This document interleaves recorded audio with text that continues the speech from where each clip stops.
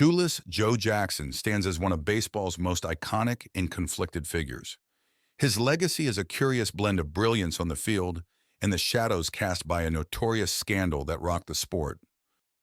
Boasting a career batting average of .356, Joe trailed only legends like Josh Gibson, Ty Cobb, and Rogers Hornsby. Babe Ruth, the Sultan of SWAT himself, copied and lauded Jackson's swing, calling him the greatest natural hitter he ever witnessed. Yet these on-field exploits were tragically overshadowed by a dark chapter in baseball history. Join us as we delve into the life of Shoeless Joe Jackson. Born on July 16, 1887, in Pickens County, South Carolina, Joseph Jefferson Jackson grew up in a poor family.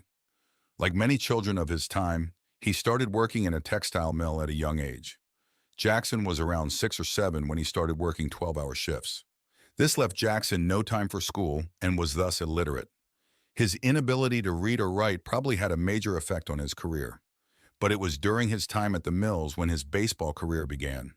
At 13, he played for the Mills baseball team.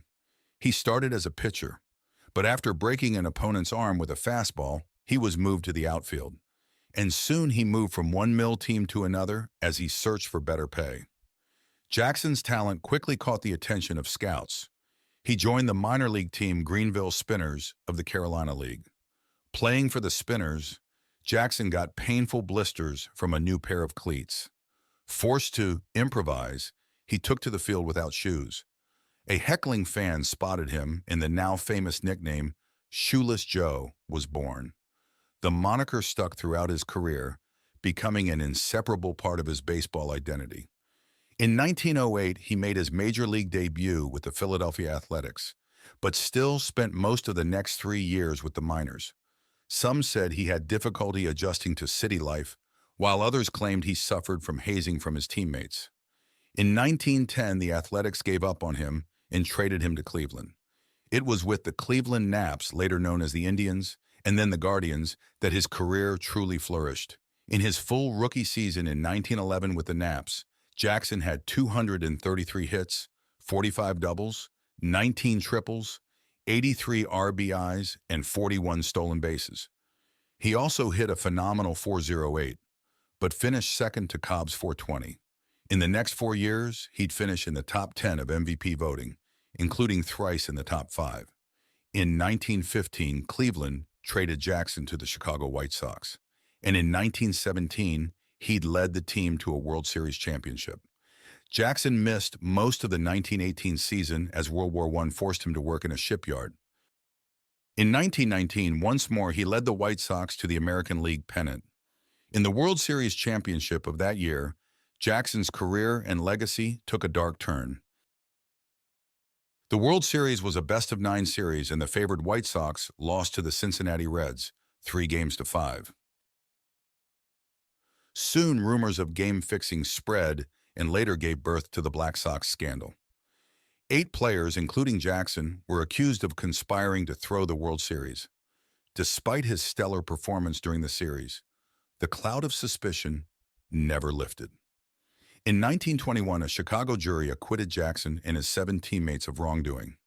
Nevertheless, Kennesaw Mountain Landis, in his first major act as commissioner of baseball, imposed a lifetime ban on all 8 players. Despite appeals, the 8 players never played Major League Baseball again. But the controversy surrounding his guilt or innocence persists to this day. There are those who support Jackson's innocence. Among their arguments are stellar performance. Jackson undeniably played exceptionally well in the 1919 World Series. He led all players with a .375 batting average, smashed a record-setting 12 hits, which stood for 45 years, and launched the White Sox's only home run. Furthermore, he committed no errors. This high level of performance cast doubt on the idea that he was actively trying to lose. Recanted confession. Jackson recanted his initial confession to the grand jury, where he said he got paid $5,000. He claimed he was pressured and didn't understand what he originally signed and admitted to. The lawyer of White Sox owner Charles Comiskey, who was trying to distance himself from the scandal, allegedly tricked him. Lack of concrete evidence. There's no clear evidence Jackson met with gamblers or actively played poorly. Some players also claim that Jackson was not involved and they only used his name to have more credibility and clout. On the other hand, among the arguments for Jackson's guilt are damning confession. While Jackson later recanted his initial confession, it remains a significant piece of evidence.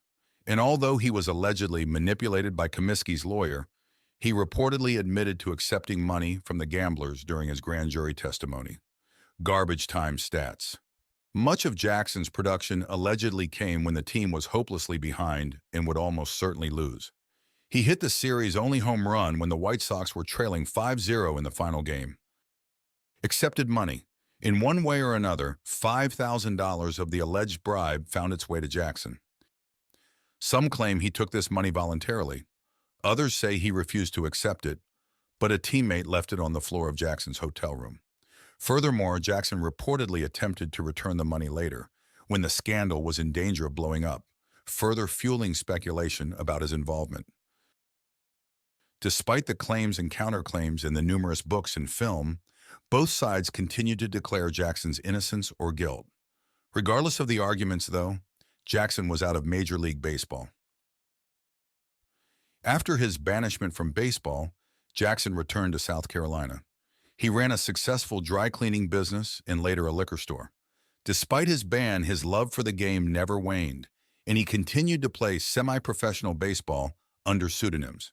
In 1936, despite being banned, Jackson got 2 votes in the inaugural Hall of Fame class.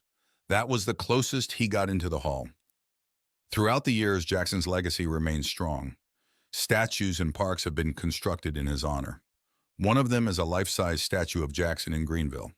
In 1951, Jackson was inducted into the Cleveland Indians Hall of Fame. It was controversial at that time as he was banned from baseball. Still, the overwhelming support of fans convinced the voters to elect him unanimously. That same year, he died at 64. Thank you for watching. What do you think about Joe Jackson? Was he innocent or guilty?